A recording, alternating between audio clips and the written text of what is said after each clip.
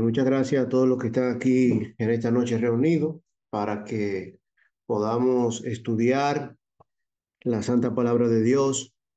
Este es un tema sumamente importante en nuestra vida como cristianos, poder entender la Santa Palabra de Dios. Es imprescindible que nosotros como cristianos podamos tener claro estos conceptos clave sobre la palabra de Dios. Mis hermanos, el tema para esta ocasión ¿es infalible la palabra de Dios? Bueno, quizá para nosotros lo sea, pero hoy nos enfrentamos a un gran problema. Reiteradas veces he escuchado de ciertos predicadores modernos que afirman no necesitar la Biblia porque tú no puedes meter o encajar a Dios en un libro, en una Biblia de 66 libros, porque Dios es más que eso. Pero yo quiero, hermano, que aprendamos en esta noche que nosotros leer la Biblia es leer a Dios mismo o estar en relación con Dios. Que cuando nosotros leemos la Biblia, estamos hablando con Dios. Muchas personas hoy en día asumen o toman la posición de que hablan con Dios y que Dios le dijo, que Dios le mostró, y todos estos tipos de supuestas revelaciones y que reiteradamente dicen que hablan con Dios, pero yo creo que esto es un error. Esto es un error porque esto tuvo su auge mayormente en los años 1905 aproximadamente, cuando tiene o da luz lo que es el pentecostalismo moderno. Pero muchos piden la iluminación del Espíritu Santo para poder interpretar las escrituras. Y esto o este concepto, la iluminación del Espíritu Santo, pedirle al Espíritu Santo que nos ilumine para entender las escrituras, es una burla de la palabra de Dios. Es una burla a un texto claro como 2 de Timoteo capítulo 3 versículos 16 y 17. Pero ¿qué aprendemos a través de la historia, mis hermanos? La historia nos dice que la iluminación del Espíritu Santo para entender las escrituras no es una doctrina nueva, es una doctrina que fue inventada por Juan Calvino. Juan Calvino decía que para poder entender la palabra de Dios tenemos que tener una iluminación especial del Espíritu Santo, ya que el hombre está incapacitado porque está muerto espiritualmente, nace en pecado. Entonces, este hombre decía que el hombre no puede entender las escrituras sin supervisión del Espíritu Santo. Incluso decimos que para apoyar esa desafortunada doctrina, que por cierto es una doctrina humana, Calvino citaba un texto, 1 Corintios capítulo 12, versículo 3, donde dice que nadie puede llamar a Jesús Señor, sino por el Espíritu Santo.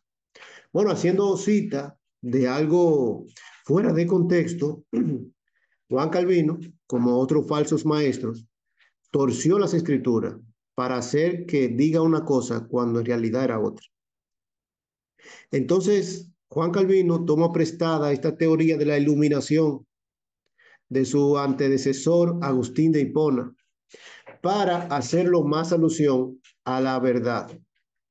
Entonces, esta gente dice que debemos pedir al Espíritu Santo que nos guíe para poder entender la santa palabra de Dios. Entonces, la iluminación del Espíritu Santo se le concede a cada creyente, según estas personas, para comprender la revelación que Dios ha hecho de sí mismo en las Escrituras. Entonces, cuando nosotros hacemos un análisis más profundo de la supuesta llamada iluminación del Espíritu Santo y unos pasajes que citan como Juan 16:13 y otros, nosotros vamos a ver el trasfondo de qué es lo que enseña estos pasajes. Mis hermanos, pero también no queremos pasar por alto un detalle importante que muchos hoy en día, como ya comentamos, toman la posición o asumen de que hablan con Dios, de que Dios le dijo, Dios me dijo, Dios me dijo. Dios te manda a decir. Es lo que nosotros vemos hoy en día en el mundo religioso muy a menudo. Entonces, nosotros nos vamos a dar a la tarea en esta noche de poder desentrañar el nudo gordiano de esta falsa enseñanza y exponer lo que sí enseña la verdadera palabra de Dios. Pero yo quiero que empecemos hablando sobre este punto, sobre la palabra de Dios. Hermano, cuando nosotros hablamos ciertas palabras, las palabras a veces tienen peso y tienen sentido. Por ejemplo, si aquí de los presentes vamos a elegir al hermano Jesús, el hermano Jesús me dice, hermano, yo tengo una cuenta con $2 millones en el banco y tengo un Ferrari del año, pero también tengo una casa lujosa en Miami, en Boca Ratón. Lo primero que yo le voy a decir es, bueno, hermano, qué bueno, qué afortunado, pero me gustaría ver las evidencias de que sus palabras no son meras palabras, sino que están sustentadas en algo. Necesito ver las pruebas, ¿verdad? Entonces, algo pasa con la palabra de Dios. Las escrituras, mis hermanos, son la única fuente verdadera y autoritaria para nosotros regirnos por ella el día de hoy. Cristo y los apóstoles, mis hermanos, fundamentaron toda su enseñanza en las escrituras. Por ejemplo, solo en el Antiguo Testamento, la Biblia afirma 2500 veces que Dios es el autor de lo que está escrito allí. Por ejemplo, vamos a ir al libro de Isaías, capítulo 1, versículo 2. Isaías, capítulo 1, versículo 2. Le invito a que lea conmigo, hermanos, el libro de Isaías, capítulo 1, versículo 2, que dice de la siguiente manera. Oíd cielos y escuchad tú, tierra, porque habla Jehová. Crié hijos y los engrandecí y ellos se rebelaron contra mí. Cuando Dios aquí dice claramente que escuchemos lo que Él va a hablar, es porque tiene un peso fundamental. Y la Biblia de principio a fin afirma esta verdad, de que la palabra es palabra de Dios. Hermano, cuando utilizamos la expresión palabra de Dios, la palabra de Dios, a veces nosotros decimos, está escrito, ¿dónde? En la palabra de Dios. Pero ¿cómo sabemos que eso es palabra de Dios? Entonces, esta expresión, la palabra de Dios, aparece más de 40 veces en el Nuevo Testamento, mis hermanos, y se equipara al Antiguo Testamento. Así es, así es. O sea que tienen el mismo valor escritural las escrituras del Antiguo Testamento como palabra de Dios, así como las del Nuevo Testamento. Yo quiero que vayamos al libro de Marcos, capítulo 7, versículo 13. Marcos, capítulo 7, versículo 13, dice de la siguiente manera: invalidando la palabra de Dios con vuestra tradición que habéis transmitido, y muchas cosas hacéis semejantes a estas. Ellos estaban invalidando la palabra de Dios cuando empezaron a introducir mandamientos que Dios no quería que ellos completamente introdujeran. Y esto pasa también en el relato cuando Lucas registra en su palabra, en el capítulo 5 versículo 1 nos dice de la siguiente manera: aconteció que estando Jesús junto al lago de Genazaret, el gentío se agolpaba sobre él para oír la que la palabra de Dios. Hermano, la palabra de Dios es así. La palabra no es del hombre, la palabra viene de quién? De Dios.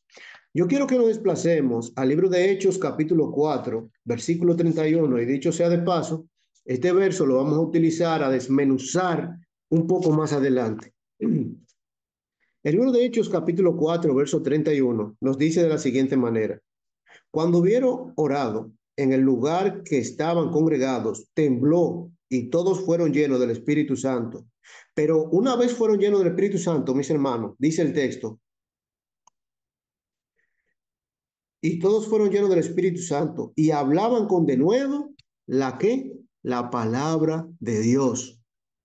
O sea, fueron llenos del Espíritu Santo y el resultado de ser llenos del Espíritu Santo fue hablar ¿qué? La palabra de Dios. Nosotros aprendemos en el capítulo 6, versículo 2, que dice, entonces los 12 convocaron a la multitud de los discípulos y dijeron, no es justo que nosotros dejemos la palabra de Dios para servir a las mesas. O sea, la palabra de Dios, hermano, y vamos a ver qué significado tiene esta expresión, la palabra de Dios en las escrituras. Esta palabra que aquí registra Lucas, que dice que era la palabra de Dios, fue la misma palabra que recibieron los samaritanos.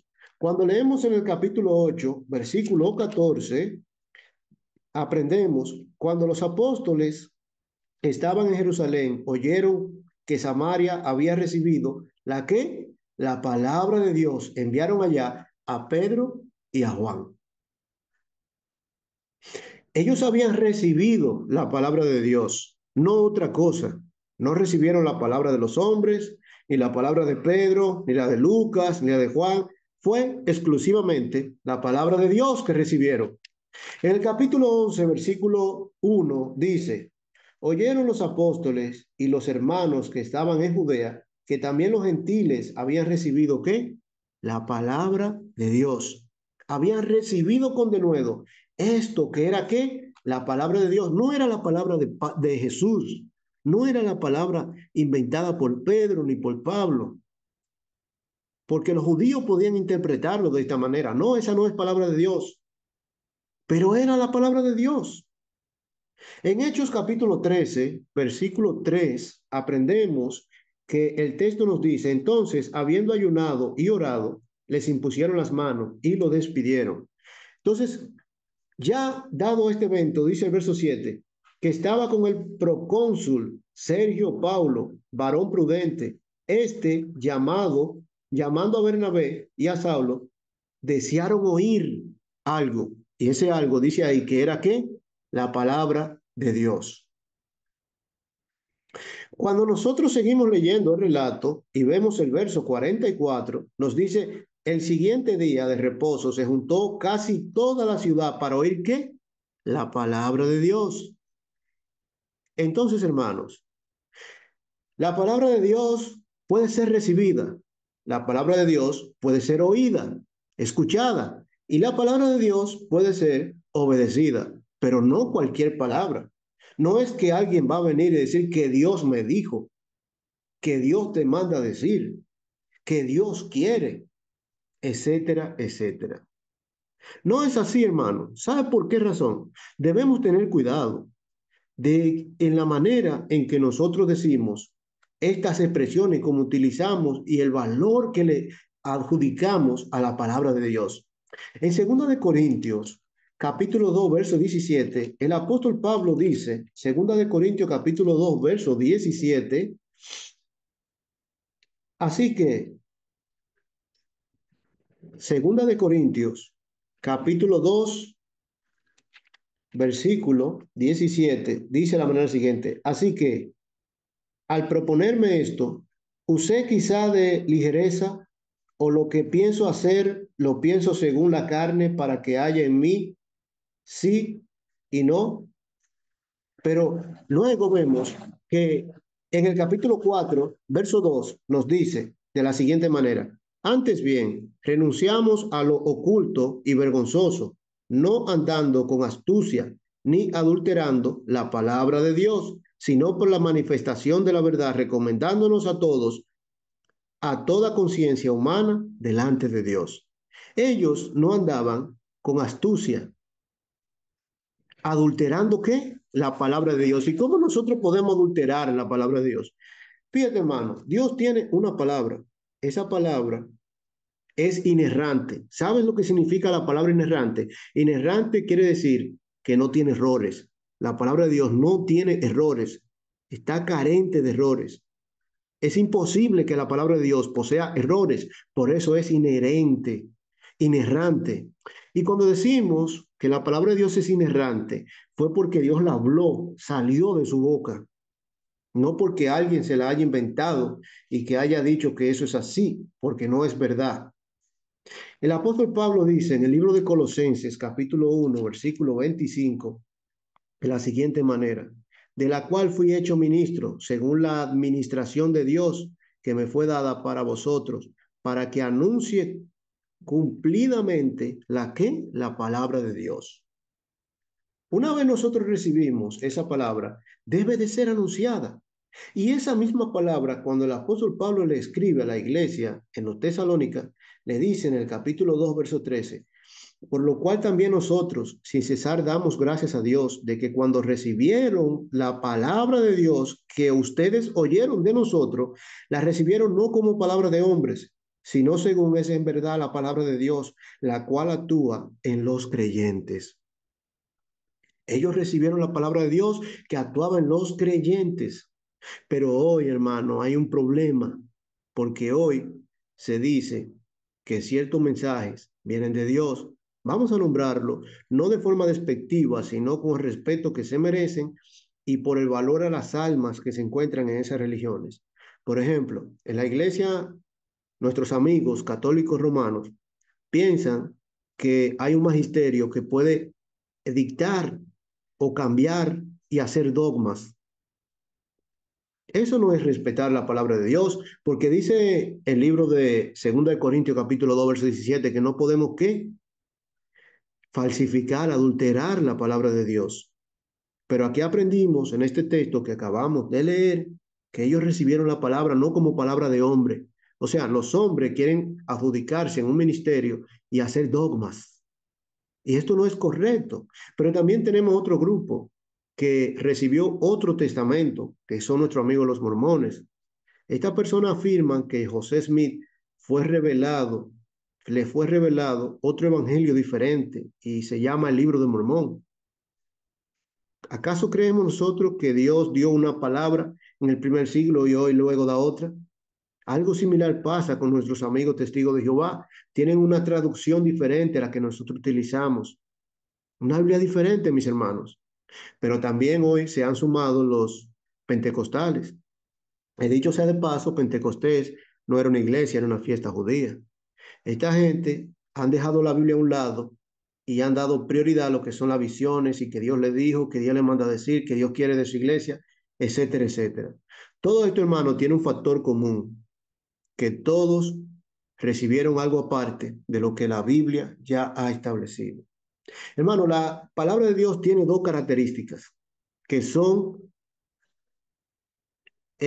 por decirlo así, vamos a utilizar un término más correcto para nosotros referirnos a la santa palabra de Dios. Hay dos términos que son inherentes, o sea, que no se pueden desligar. La palabra de Dios tiene como característica que es sagrada y es santa. Es sagrada y es santa. En 2 Timoteo capítulo 3 versículo 13 nos dice la escritura, 2 Timoteo capítulo 3 verso 13: mas los malos hombres y los engañadores irán de mal en peor, engañando y siendo engañados. Pero el punto aquí es, hermano, que la escritura es una escritura completamente sagrada. Es sagrada.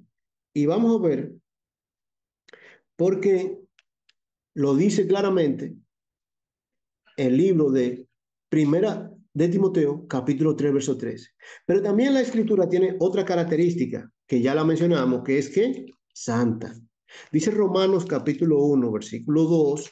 Romanos capítulo 1 versículo 2 nos dice de la siguiente manera, el mismo apóstol Pablo, hablando de esta característica de la palabra, dice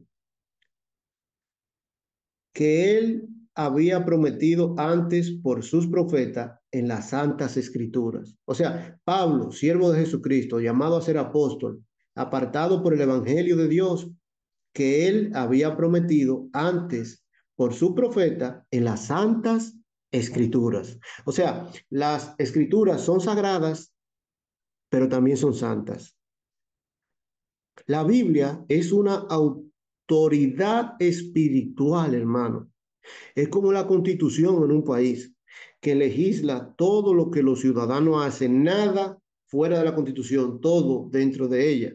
Así es la Biblia, o sea, la palabra de Dios, es nuestra constitución espiritual, nuestra autoridad. Nadie está por encima de la palabra de Dios. Ni la iglesia, ni un clero, ni, por decirlo así, nadie está por encima de ella.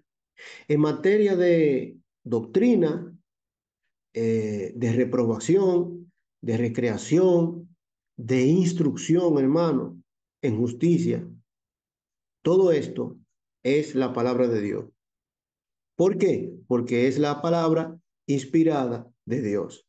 Por ejemplo, en 2 de Timoteo capítulo 3 versículos 16 y 17, que dicho sea de paso, vamos a meternos a fondo en la enseñanza de este texto un poco más hacia adelante, a ver lo que nos enseña aquí el apóstol Pablo. Dice 2 de Timoteo, pero ahora lo vamos a leer por arribita para nosotros continuar con el estudio. En 2 de Timoteo capítulo 2, capítulo 3 versículos 16 y 17 nos dice: toda la escritura es inspirada por Dios y útil para enseñar, para redarguir, para corregir, para instruir en justicia, a fin de que el hombre de Dios sea perfecto, enteramente preparado para toda buena obra. O sea que la palabra de Dios es suficiente. ¿Para qué? Para todo, hermano. Para corregirnos, para instruirnos y para hacer todo en cuanto nosotros necesitemos. La palabra de Dios es más que suficiente.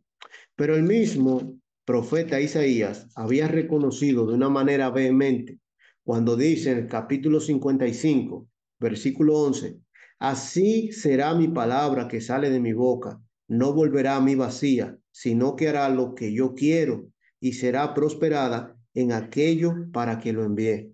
La palabra de Dios, hermano, es lo más sublime que hay. La palabra de Dios es lo más hermoso que nosotros como seres humanos podemos conocer. Hay otro texto que queremos estudiarlo, o sea, citarlo ahora para desmenuzarlo un poco más adelante, que es 2 de Pedro, capítulo 1, versículo 3 y 4, nos dice: con todas las cosas que pertenecen a la vida y a la piedad, nos han sido dadas por su divino poder, mediante el conocimiento de aquel que nos llamó por su gloria y excelencia, por medio de las cuales nos ha dado preciosas y grandísimas promesas, para que por ellas llegase a ser participante de la naturaleza divina, habiendo huido de la corrupción que hay en el mundo a causa de las concupiscencias. Hermano, aquí vemos claramente que Dios nos ha preparado algo completamente que nosotros no nos imaginamos realmente. ¿Por qué? Porque la palabra de Dios nos da el aliento, nos conforta, nos reprende, nos instruye, nos guía, porque el mismo salmista nos dice que es un faro realmente, es un faro por el cual nosotros podemos guiarnos. El salmista también habló sobre la importancia de la palabra de Dios. Dice el Salmo capítulo 12, versículo 6. Salmo capítulo 12, versículo 6, hablando con respecto a este mismo asunto, nos dice: la palabra de Jehová son palabras limpias, como plata refinada en horno de tierra, purificada 7 veces. Así es la palabra que sale de la boca de nuestro Creador. Entonces, al ser verdadera, es digna de confianza. Nosotros debemos confiar plenamente en ella.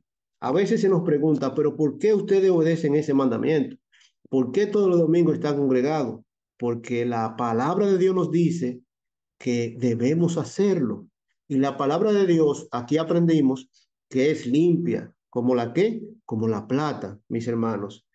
Cuando nosotros estudiamos la escritura, vemos que para nosotros representar la palabra de Dios hay símbolos. Por ejemplo, Jesucristo es el logo, el verbo, que se traduce en Juan capítulo 1, el verbo o logos, que significa palabra. Entonces, el símbolo, Jesucristo, es personificado en la palabra. ¿Mm? Por ejemplo, aquí vimos en el libro de los Salmos, capítulo 12, verso 6, que es comparada a metales valiosos En este caso, el oro. El oro tiene un valor incalculable. De esa forma, la palabra de Dios tiene un valor incalculable. La palabra es comparada en muchos textos como la semilla. La semilla es la fuente de la vida, mis hermanos. Si nosotros sembramos una semillita, va a crecer, a germinar un árbol fuerte que luego da fruto. Así es la palabra. Hay otro símbolo que se utiliza para hablar de la palabra agua. ¿Por qué? Porque el agua sacia la sed y purifica los pecados. Es lo que dice Efesios capítulo 5, versículo 25, que habiéndola purificado por el lavamiento del agua, ¿por qué? Por la palabra. También hay otro símbolo para la palabra de Dios, que es comida, o sea, es alimento para el alma. Por ejemplo, en muchos textos nos habla que la palabra de Dios es como la leche, o por ejemplo, como el pan, según Mateo 4:4, o como la carne, dice 1 Corintios 3:2, y a veces dulce como la miel. Entonces, también hay otro símbolo para nosotros referirnos a la palabra, que es como una ropa, o sea, es una vestidura como dice Tito capítulo 2 verso 10. También dijimos que es una lámpara, pero también vemos que es un martillo porque representa el juicio poderoso de Dios. Cristo dice que la palabra que os he hablado en San Juan 12:48, ella le juzgarán el día postrero. Pero también la palabra es otra cosa, hermano, es fuego consumidor. Fuego consumidor porque significa juicio doloroso. Entonces, todos estos símbolos se comparan con la palabra de Dios. O sea, la palabra de Dios tiene juicios, tiene decretos, tiene vida, tiene fuente, tiene luz. Todos estos símbolos que hemos mencionado se pueden comparar con la palabra de Dios, porque eso es la palabra de Dios. Entonces yo no comprendo cómo hay gente que quiere nuevas revelaciones hoy en día, cuando tenemos algo tan completo que sirve para todo en nuestra vida. Entonces, hermano, a lo largo de la escritura, la palabra de Dios y su persona se interrelacionan de una manera tan así que lo que es cierto del carácter de Dios también lo es en lo de su naturaleza, de sus palabras. O sea, que lo que es Dios, Dios es justo, es bueno, es bondadoso. El carácter de Dios refleja su palabra. Es lo mismo que su palabra. Entonces, estos libros que tenemos aquí, que son sagrados, debemos entender, es como si fuera Dios hablándonos aquí ahora mismo. Yo no sé cómo hay personas que quieren nuevas revelaciones cuando tenemos a Dios aquí. Yo lo tengo aquí en mi casa, aquí en este libro. Mis hermanos, Dios es verdadero, es perfecto y es confiable. Su palabra es verdadera, es perfecta y es confiable. También lo es su palabra. Lo que alguien piensa saber sobre la palabra de Dios, lo sabe sobre Dios, hermano. Hay 7 características de la palabra de Dios. Número 1, es activa, como nos explica el apóstol Pablo en 1 Tesalonicenses 2:13 y que lo leímos. La palabra activa que vive en nosotros. La palabra de Dios es verdadera, como vimos que lo expresa Isaías. Pero la tercera característica, la palabra de Dios es poderosa, porque lo refleja el apóstol Pablo en Romanos 1:16. Dice, no me avergüenzo del evangelio porque es poder de Dios para salvación a todo aquel que cree. O sea, hermano, la palabra tiene un poder tan grande que puede convertir un ladrón en la persona más honesta y más seria. Puede convertir una mujer de la mala vida en la mujer más seria del mundo. Puede convertir el borrachón más grande en la persona más seria y honesta. Puede convertir al delincuente o al ratero más grande en una persona de bien. Porque la palabra de Dios es poderosa, hermano. La palabra de Dios es viva. Dice el libro de San Juan, capítulo 6, verso 63. Pero la quinta característica es que la palabra de Dios es purificadora, mis hermanos. Nos purifica en nuestro pecado a través del bautismo, como leímos en el libro de Efesios 5. La palabra de Dios es nutritiva porque nos da alimento hacia el alma, pero sobre todo es santificadora, porque Cristo lo dio claro, santifícalos en tu verdad. ¿Tu palabra es qué? La verdad. San Juan 17:17. La palabra santificar significa apartar para un uso sagrado. O sea, nosotros hemos sido apartados consagrado para algo especial. Dios, hermano, se manifestó de diferente forma y ha usado diferentes vehículos, por ejemplo, las visiones, los sueños, habló a través de los profetas. De hecho, vino él mismo a la tierra a hablar la palabra, según Hebreos capítulo 1. Pero las revelaciones más completas fueron por medio de las escrituras, no a través de los profetas, no a través de sueños, no a través de visiones, no, a través de las escrituras fueron las revelaciones más completas y perfectas, hermanos, que conocemos. La revelación de Dios se plasmó en los textos de las Sagradas Escrituras, en esto que nosotros leemos. Cuando leímos que dice, toda la Escritura es inspirada por Dios, Pedro explica este proceso, hermano. ¿Qué significa toda la Escritura es inspirada por Dios? Vamos a ver, vamos a ver qué nos dice. Vamos a tratar a Pablo y a Pedro. Vamos a ver. Pablo dice, toda la Escritura es inspirada por Dios. Pero vamos a ver qué dice Pedro. Pedro dice, en 2 de Pedro capítulo 1, verso 20 y 21, 2 de Pedro capítulo 1, versículo 20 y 21, dice,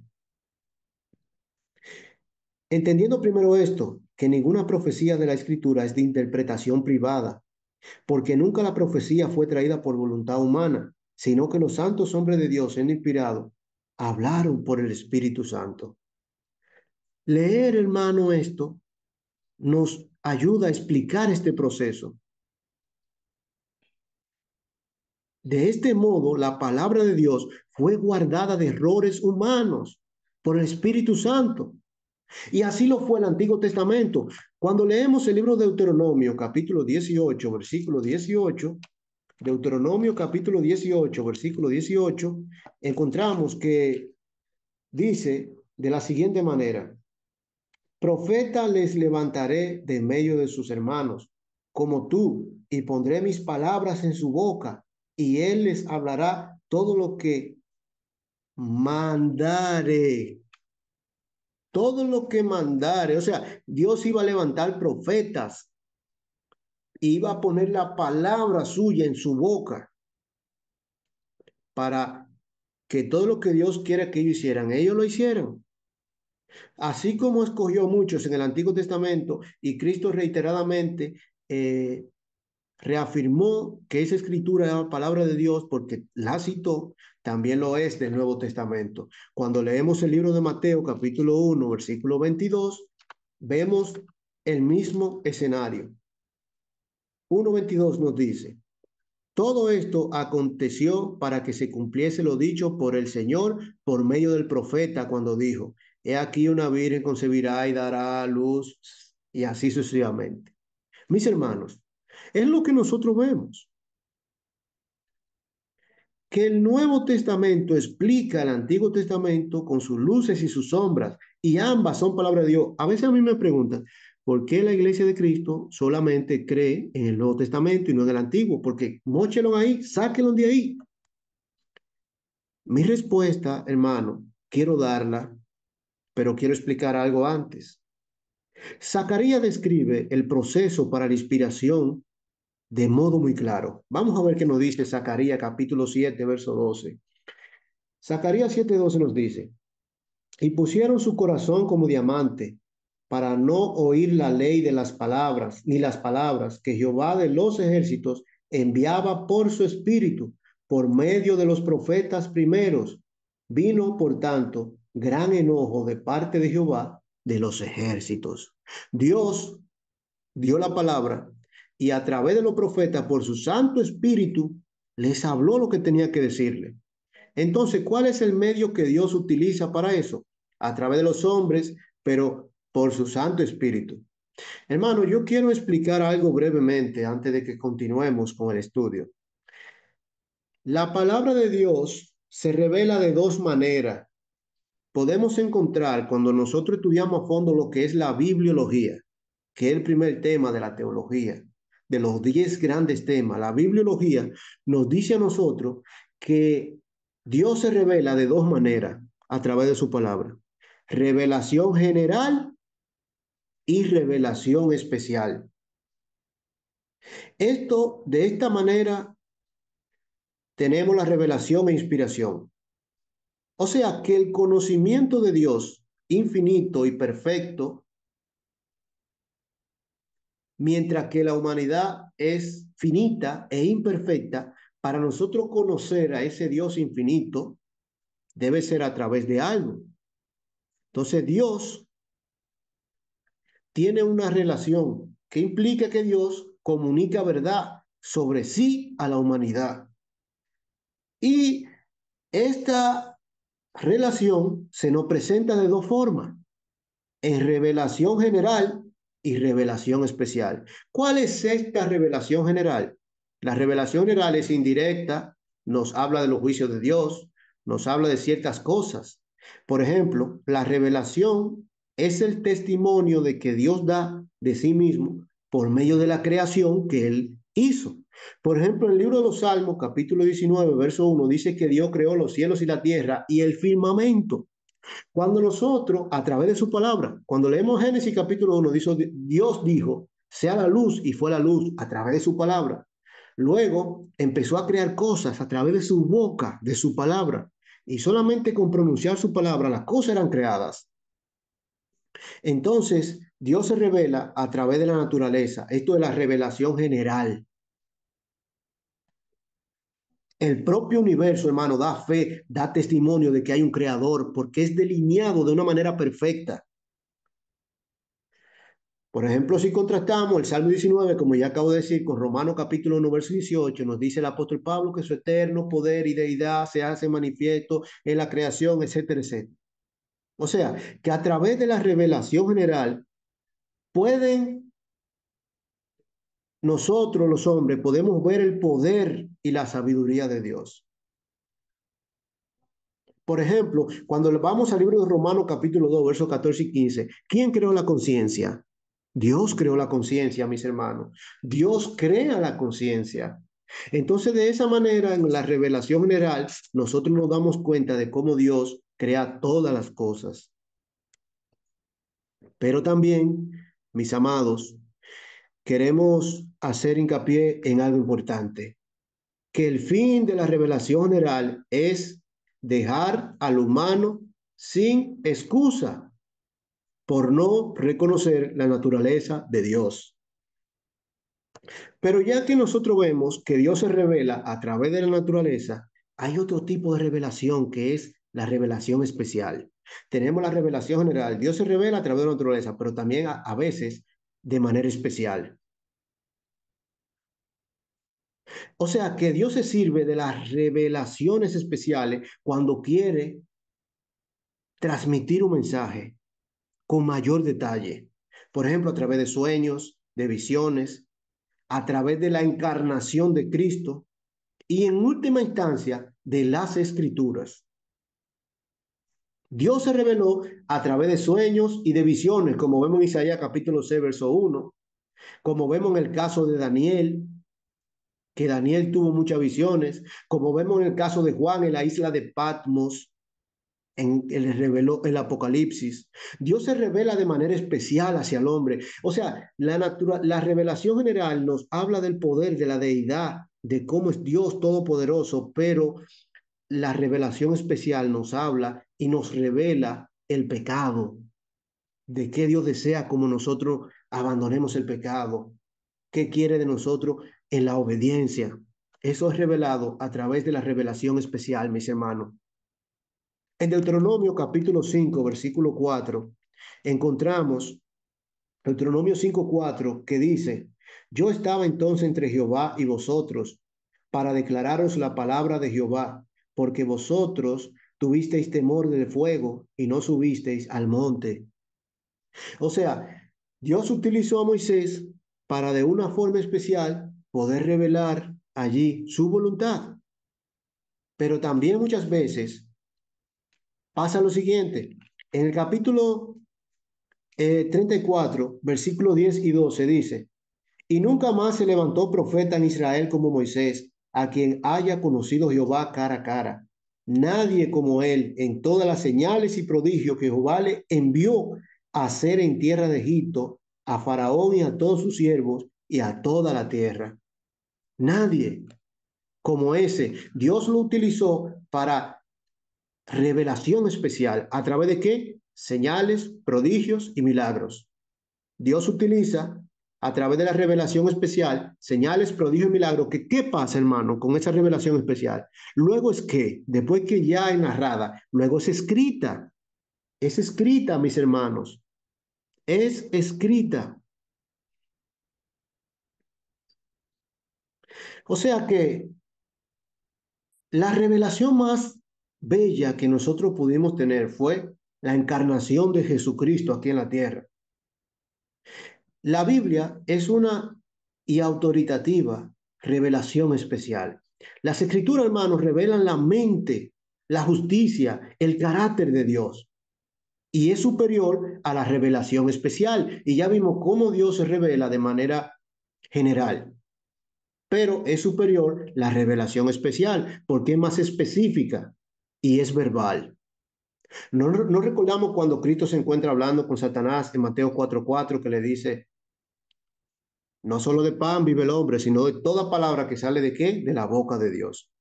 Hay un proceso, hermano, para lo que es la inspiración, porque a veces nosotros preguntamos, pero ¿cómo es así que esos libros fueron inspirados? ¿Cómo así? Hermano, Moisés escribió de manera inspirada. Cuando leemos el libro de Éxodo, capítulo 34, versículo Éxodo, le invito a que lea, hermano, conmigo aquí, que busque en su Biblia. El libro de Éxodo, capítulo 34, versículo 27. Vamos a ver qué pasó. Que algo posterior pasó así en el Nuevo Testamento. Éxodo 34, 27 nos dice de la siguiente manera.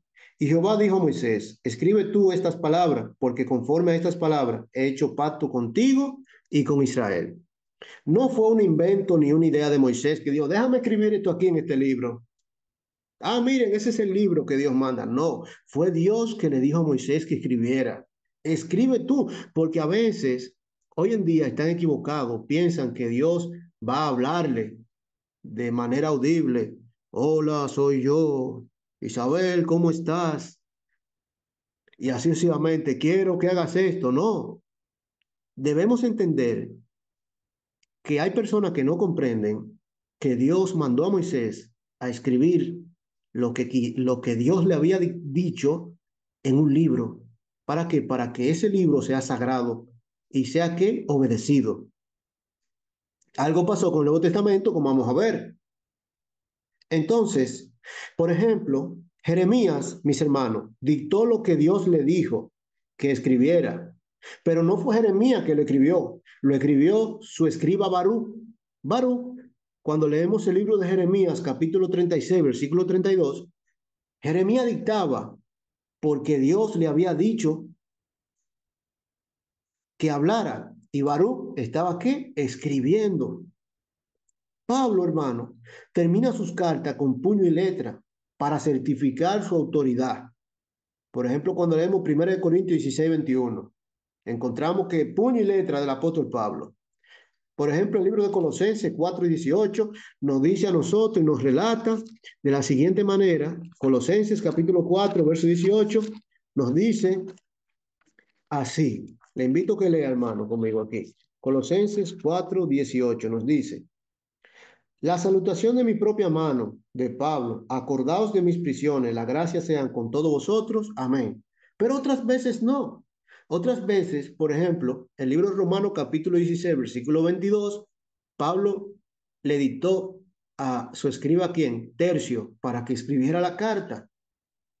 Otras veces, el apóstol Pedro, por ejemplo, describe mejor el proceso de inspiración y de toda la verdad. Acabamos de leer en Segunda de Pedro, capítulo 1, versículo 12 al 14, Primera de Pedro, Segunda de Pedro, capítulo 1, versículo 12 al 14, que nos dice de la siguiente manera, mis hermanos. Dice así: Por esto ya no dejaré de recomendaros siempre estas cosas, aunque vosotros la sepáis, y estáis confirmados en la verdad presente. Pues tengo por justo, en tanto que estoy en este cuerpo, el despertaros con amonestación, sabiendo que en breve debo abandonar el cuerpo, como nuestro Señor Jesucristo me lo ha declarado.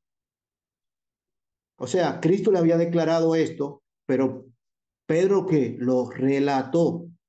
Pedro afirma que no es el producto de meros hombres humanos, sino del Espíritu Santo a través de ellos, que comienza su explicación sobre no solamente de la experiencia personal de lo que él había vivido, como testigo de la transfiguración de Cristo. Por ejemplo, mire qué interesante, hermano. En el libro de Marcos, capítulo 9, versículo 9 al 13, encontramos el relato de la transfiguración de Cristo, donde se le aparece Moisés y Elías. Cuando nosotros vemos esta figura que allí está y Pedro de repente alza la cabeza y ve a y ve a Moisés y a Elías. ¿A quién representa Moisés? A la ley. ¿Y a quién representa Elías? A los profetas. Entonces Cristo estaba transfigurado allí hablando con Moisés y con Elías.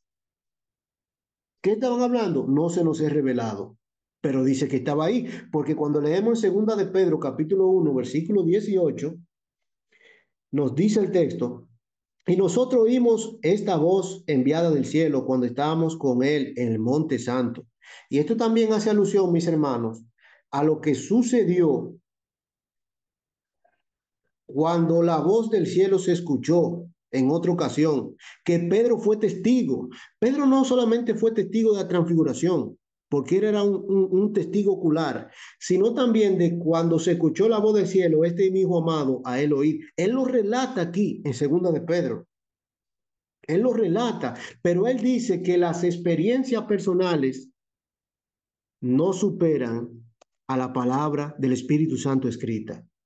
La expresión, hermano, por ejemplo, aquí, cuando leemos en 1 de Pedro 1:21, vamos a leerlo nuevamente. Ya lo leímos, pero ahora vamos a entrar en el desglose del texto. Dice el verso 20, entendiendo primero esto, que ninguna profecía de la Escritura es de interpretación privada, porque nunca la profecía fue traída por voluntad humana, sino que los santos hombres de Dios hablaron siendo inspirados por el Espíritu Santo. La expresión aquí, siendo inspirado, es la misma expresión que se usa en el libro de Hechos, capítulo 27, versículo 15. Repito, repito, hermano, debería aprenderse este argumento de memoria. La expresión que se utiliza aquí, siendo inspirado en el versículo 21, cuando dice, porque nunca la profecía fue traída por voluntad humana, sino que los santos hombres de Dios hablaron siendo ¿qué? Inspirado. La palabra inspirado aparece en otro texto en el Nuevo Testamento. En el libro de Hechos, capítulo 27. Hechos, capítulo 27, versículo 15. Y vamos a ver cómo se utiliza. Hechos 27, 15 nos dice, y siendo arrebatada la nave y no pudieron poner proa al viento, nos abandonamos a él y nos dejamos llevar. Esa palabrita aquí, nos dejamos llevar, es la misma que significa siendo inspirado. O sea, la palabra siendo inspirado significa dejarse llevar. Cuando el apóstol Pedro dice aquí, porque la profecía no fue traída por voluntad humana, sino que los santos hombres de Dios se dejaron llevar, o sea, fueron inspirados por el Espíritu Santo. Y dice el verso 17, y una vez subido a bordo, usaron refuerzos para ceñir la nave y teniendo temor de dar la cierta, arriaron las velas y quedaron a la deriva. O sea, que no era algo propio de él. Cuando aquí Pedro dice que la Biblia no es de interpretación privada, no está sujeta a su propia experiencia, a lo que él vio cuando Cristo se transfiguró en el monte, o por ejemplo cuando él escuchó la voz del cielo que dijo, este es mi hijo amado, a él oí. Él fue, ¿qué fue él? Un testigo ocular porque lo vio y lo escuchó.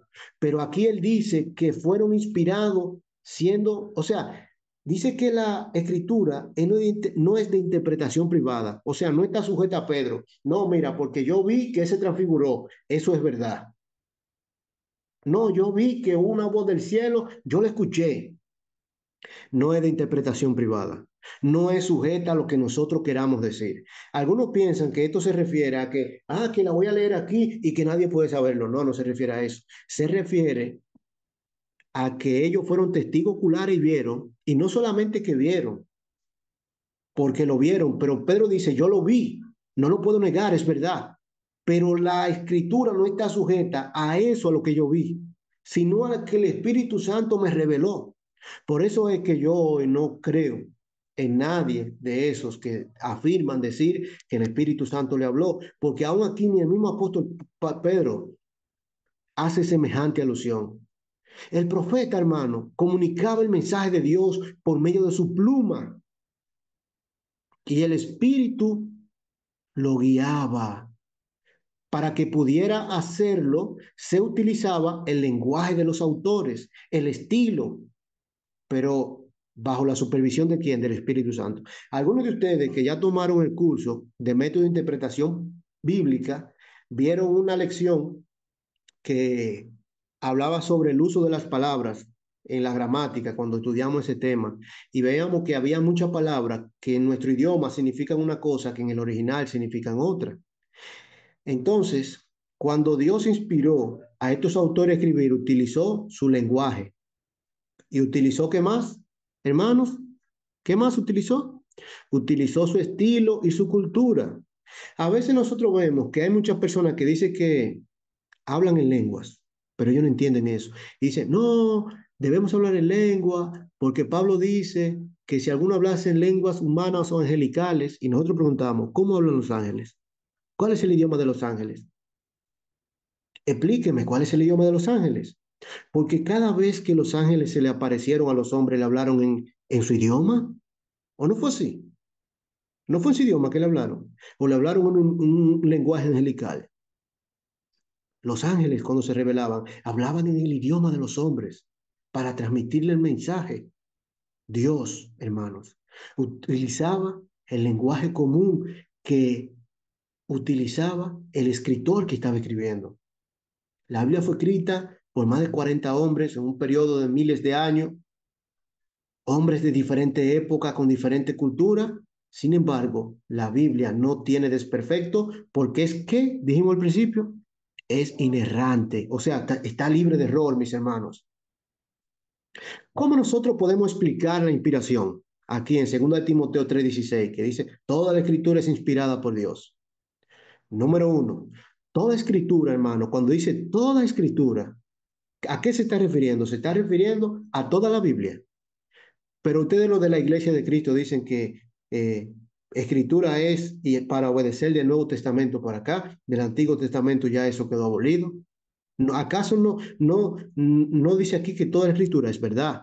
Cuando aquí se utiliza el texto y dice toda la escritura es inspirada por Dios, no se está refiriendo al Nuevo Testamento, hermano. El que dice eso está errado. Se está refiriendo a todo. Toda escritura en el texto original, el adjetivo singular toda, la palabra toda, está junto a un sustantivo que es escritura. Y esto, hermano, hace referencia a la palabra de Dios. Ahora nosotros debemos preguntar, ¿alude acaso a un pasaje determinado o es una referencia a las escrituras en su conjunto? Por ejemplo, ya dijimos que en griego la palabra toda significa cada. Y dijimos que cuando esta palabra va unida a un sustantivo sin un artículo, la palabra escritura en griego, grafé, se utiliza al menos en otras dos veces más en la Biblia para hablar que significa todas las escrituras, o sea, tanto la del Nuevo Testamento como el Antiguo Testamento. Vamos a ver dónde aparece la palabra, donde dice aquí toda escritura. Aparece aquí en 2 Timoteo 3, 15 y 16, pero hay dos textos más donde aparecen y ya no hay más nada en el Nuevo Testamento. ¿Cuáles son esos dos textos? Ya lo leímos, Romanos capítulo 1, versículo 2. ¿Qué nos dice Romanos capítulo 1, versículo 2? Dice, Pablo, siervo de Jesucristo, llamado a ser apóstol, apartado por el Evangelio de Dios, que él había prometido antes de sus profetas en las santas escrituras. Aquí aparece escritura, pero aquí se está refiriendo a las escrituras del Antiguo Testamento. Pero vamos a otro texto, Romanos capítulo 16, versículo 26. Nos dice el texto, pero que ha sido manifestado ahora y que por las escrituras de los profetas, según el mandamiento de Dios eterno, se ha dado a conocer a toda la gente para que obedezcan a qué? A la fe. Estos son los únicos dos textos donde aparece. Lo que pasa es que la palabra toda la escritura habla aquí en términos colectivos. Se está refiriendo tanto lo del antiguo como el nuevo, son inspirados por Dios, son palabras de Dios y punto. Ahora bien, debemos entender una cosa, que una cosa es vigencia y otra utilidad. El Antiguo Testamento no está vigente, pero sí nos es útil. ¿Y para qué? Para conocer el origen, cómo el hombre pecó, cómo nos llegó Cristo, cómo somos salvos. Hay muchas profecías que hablan del establecimiento de la iglesia, pero ya son cosas cumplidas, mis hermanos. Entonces, la segunda parte aquí de este texto, cuando dice toda la escritura es inspirada por Dios, aclara el texto más completamente. Cuando dice inspirada por Dios, este término es una palabra compuesta que se deriva del texto griego exhalada por Dios. O sea que la palabra exhalada por Dios y inspirada por Dios es lo mismo. Exhalar e inspirar en este texto es lo mismo. ¿Por qué? Toda la escritura, por ejemplo, hay que nosotros mirar lo que Pablo dice a Timoteo. En 1 Timoteo 5:18 dice que el que pone la mano en el arado, ¿qué pasa? Pasa que Pablo está citando Deuteronomio capítulo 25, versículo 4, pero le está hablando a Tito y está utilizando Deuteronomio capítulo 25, versículo 4, pero es palabra de Dios. O por ejemplo, cuando Lucas utiliza aquí en Lucas capítulo 10, verso 7, está asignando el valor de escritura tanto la del antiguo como la del nuevo. Ahora bien, como ya dijimos, una cosa es vigencia y otra utilidad. ¿Hay alguna prueba, hermano, de que el Antiguo Testamento fue inspirado por Dios? Que no fue un invento de los judíos. O que el Nuevo Testamento es inspirado por Dios, que no fue un invento de los apóstoles. Hay muchas pruebas que quizás no nos da el tiempo para nosotros abarcarlo. Jesús en muchas ocasiones afirmó la autoridad del Antiguo Testamento. Por ejemplo, muchos hoy quieren apelar a las revelaciones, a las visiones y a los sueños. Que Dios me reveló, que Dios me dijo. Consúltale a Dios, consulta a Dios si Dios quiere darte ese carro. Ora a Dios y cuando tú lo cuestionas y le dices que hay que estudiar la palabra de Dios, lo primero que te dicen es que no, que tú eres un blasfemo, que no creen en el Espíritu Santo, que hay que consultar a Dios, que Dios me dijo. O por ejemplo, como yo he estudiado con personas, dicen que le van a consultar a Dios para ver si la mujer puede hablar en la iglesia, por ejemplo. Pero tú abriendo la Biblia le estás consultando a Dios. Por ejemplo, debemos entender algo, hermano, que cuando Cristo se enfrentó a los judíos o al diablo mismo, a Satanás, nunca apeló a su propio sentimiento, sino que fue a la escritura. Siendo el mismo Dios aquí en la tierra, se sujetó a la escritura. Por ejemplo, vamos a poner un caso, Mateo capítulo 4, porque no solo de pan vivirá el hombre. ¿Dónde está eso? Deuteronomio capítulo 8, versículo 3. ¿Y dónde está eso en la ley? Y debemos entender que cuando Cristo citaba algo para rebatir en su tiempo, decía, escrito está, porque vimos al principio que la palabra de Dios es viva, es eficaz, es purificadora, todo eso, hermano, que no vamos a mencionar nuevamente. Satanás hace dos referencias al Salmo 91 y Jesús le contesta con Deuteronomio 6:16, porque no tentarás al Señor tu Dios. Escrito está, porque no tentarás al Señor tu Dios. No fue porque Cristo quiso inventárselo o decirlo de él, sino que fue a la escritura. Entonces nosotros, hermanos, debemos ir a dónde cada vez que vamos a hacer algo. ¿A dónde debemos ir? A la escritura, mis hermanos. A la escritura. Vete, Satanás, porque Cristo está. A tu Dios adorarás y a Él solo servirás. ¿Dónde lo encontramos? Deuteronomio capítulo 6, versículo 13. O por ejemplo, Mateo capítulo 19, cuando le hacen la pregunta a Cristo del matrimonio, ¿a dónde va Cristo? A Génesis capítulo 2, versículo 17. Mis hermanos, cuando Cristo tenía algún conflicto doctrinal, Cristo no decía yo pienso, yo digo, es así. No, Cristo iba a las escrituras, porque las escrituras son ¿qué? Inspiradas, hermanos. No nos vamos a cansar de decir eso día tras día. Las escrituras son inspiradas, inspiradas, mis hermanos. Entonces Jesús recurrió al Antiguo Testamento para resolver cuestiones de fe y de práctica, como las que ya nosotros acabamos de mencionar. Y es así. Por ejemplo, en Mateo capítulo 5, Cristo habla de que cualquiera que viole la ley de Moisés, y Cristo le dice, está escrito. Cualquier violación a las escrituras acarrearán ¿qué? Consecuencias eternas. Vamos a leer lo que dice, hermano, ya estamos concluyendo con este estudio. Vamos a leer el libro de Mateo capítulo 5, versículo 18 y 19. Mateo 5, 18 y 19 nos dice el texto de la siguiente manera. Porque de cierto os digo que hasta que pasen el cielo y la tierra, ni una jota ni una tilde de la ley pasará hasta que todo se haya cumplido. De manera que cualquiera que quebrante uno de estos mandamientos muy pequeñitos, así enseñe a los hombres, muy pequeño será llamado en el reino de los cielos. Mas cualquiera que los haga y los enseñe, este será llamado grande en el reino de los cielos. Y dice el verso 19. Verso 20, porque os digo que si vuestra justicia no fuese mayor que la de los escribas y fariseos, no entraréis en el reino de los cielos. Pero también Cristo dijo en el libro de San Juan, capítulo 5 versículo 31 que él se sujetaba a las escrituras. Cada vez que Cristo decía algo, se sujetaba ¿a qué? A las escrituras. No era que él se lo inventaba, sino que todo estaba ahí escrito. Como nosotros también hoy en día debemos sujetarnos ¿a qué? A las escrituras. A veces nosotros, las personas quieren preguntarnos que por qué tenemos cierta práctica, que por qué la iglesia no usa instrumentos, o que por qué la iglesia toma la cena todos los domingos, o que por qué usa pan sin levadura o fruto de la vid, etcétera. Mis hermanos, eso es porque debemos sujetarnos a la palabra de Dios. La naturaleza de la autoridad del Antiguo Testamento descansa sobre la palabra inspirada, mis hermanos, en el reconocer repetidamente las escrituras, tanto de Moisés como de Isaías, de Daniel, de Jeremías, como palabra inspirada. Todas esas palabras fueron inspiradas y Cristo las reconoció así, porque Cristo citó a Daniel, a Jeremías, a Isaías, a Daniel, a todos ellos.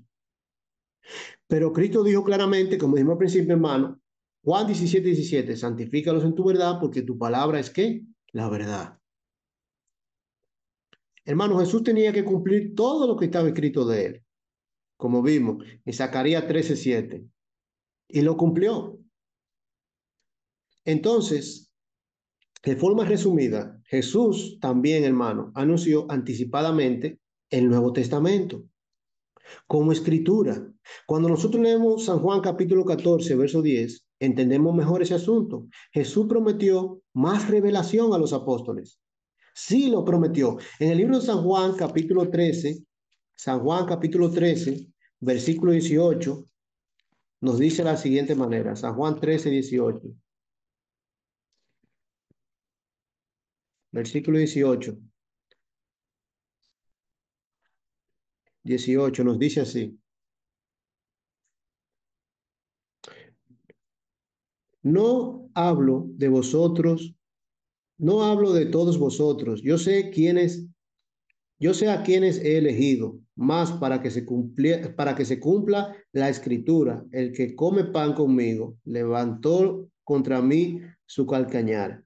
Desde ahora os digo, antes que suceda, para que cuando suceda, creáis que yo soy.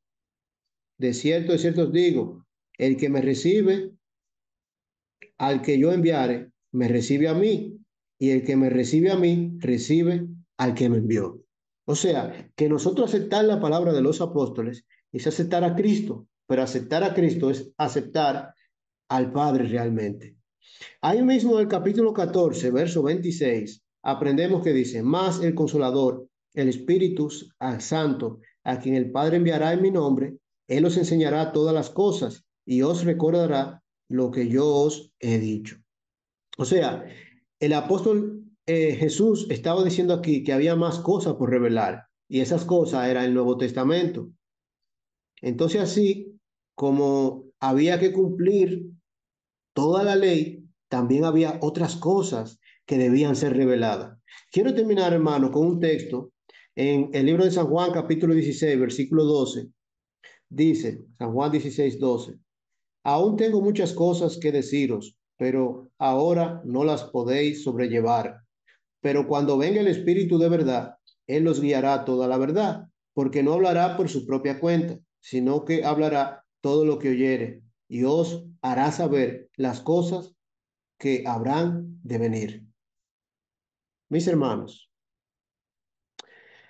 entendemos que estas palabras son claras. Dice el verso 14, el que me glorifica, porque tomará de lo mío y os lo hará saber. O sea que habían cosas que los apóstoles no podían sobrellevar, iban a ser reveladas más tarde, no entendían en ese momento. Y eso pasó, mis hermanos. Todo el Nuevo Testamento fue revelado más adelante y fue concluido en el primer siglo. ¿Cómo lo sabemos? Segunda de Juan, perdón, Judas verso 3 dice que debemos obedecer a la fe una vez dada a los santos. La palabra una vez es en griego hapax, que significa una vez concluido, algo terminada, la fe completamente revelada. Hermano, la palabra de Dios es viva, es eficaz y la palabra de Dios no sustituye nada. Y cada vez que Cristo iba a hablar, se sujetaba a la escritura y decía, escrito está. De la misma manera, nosotros debemos dar el mismo valor incalculable que tienen las escrituras y no dejarnos llevar por estos pseudos que hay hoy en día que hablan en nombre de ellos como si fuera en nombre de Dios. Hermano, muchas gracias por su buena atención. Que Dios le bendiga a cada uno.